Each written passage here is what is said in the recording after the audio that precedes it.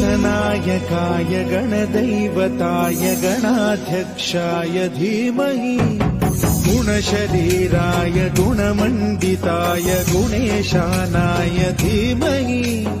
गुणातीताय गुणाधीशाय गुणप्रविष्टाय धीमहि एकदन्ताय वक्रतुण्डाय गौरीतनयाय धीमहि गजेशानाय भालचन्द्राय श्रीगणेशाय धीमहि